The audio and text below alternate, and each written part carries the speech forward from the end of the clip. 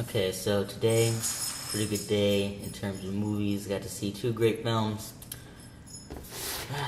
First, the incredible Burt Wonderstone and Gangster Squad. Let's start off with Burt Wonderstone. Pretty hilarious movie. He had Steve Carell, he had Jim Carrey. It's about magicians, and Steve Carell with his partner, whose name escapes me at the moment. What are you gonna do? But the partnership, started from way back when they were kids, but then they started doing the same tricks every day, and once that got stale, then everything just kind of crumbled after that. You had the female love interest. She did a pretty good job. She was a little magician herself, and she kind of pushed the story along, I guess you could say. It was a pretty great movie, especially Jim Carrey in it. He did a great job portraying a absolutely insane magician. He totally stole the movie, in my opinion.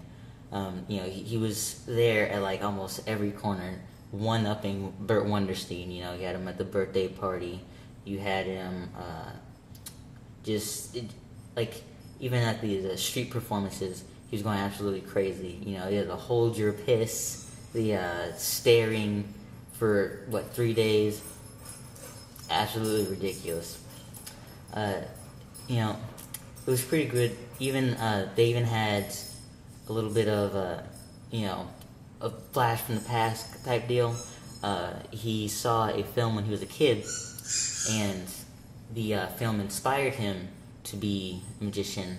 Then he goes to work in an old folks home once the partnership fails, and lo and behold, the guy that made the film is there, and that kind of rekindles his want to do magic shows and all that. Great movie. Definitely had me laughing. Had to give that out of 5, a 3.5. Definitely a good movie.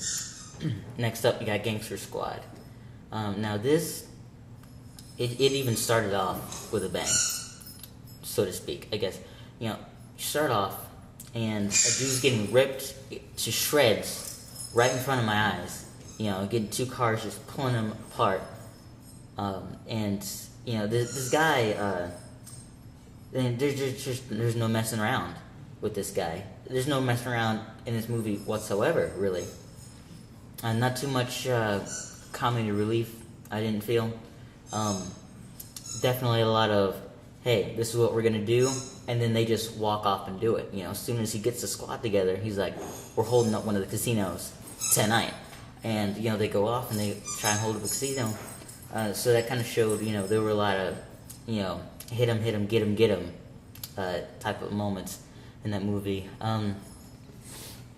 Oh gosh, the car chase that they had at night, throwing the grenades and shooting with the Tommy guns and all that, that was absolutely great. I love a good car chase in an action movie. This was a really gritty movie, and one thing that definitely surprised me was that the two minorities, every time I expected them to, get killed or murdered or, gruesomely beat down or something, they got out unscathed, which was absolutely amazing, and every time they needed to do something, it was never a silent operation. They always went in, guns ablazing, ready to shoot and kill anybody in their way, which I really liked. And at the very end, I was going to give this lower rating, but at the very end, they definitely bumped it up 1.5 points for me. Okay, when they had the final fight, where the guy could have just shot the main protagonist and arrested him, but no. The main protagonist in the beginning will tell you that he used to, they tell you that he used to be a boxer, and throughout the movie you can see sometimes, he starts beating up people, throws them up left, throws them right, takes them down with ease.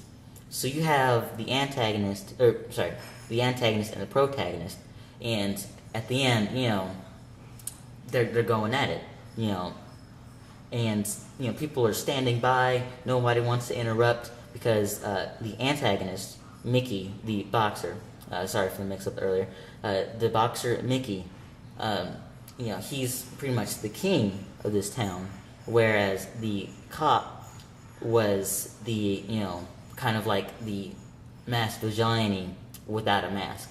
But that definitely gave it some bonus points for me, that little fight at the end, instead of having, just having it just get arrested like any other criminal. That movie, out of 5, definitely had to give that a 4.5 out of 5.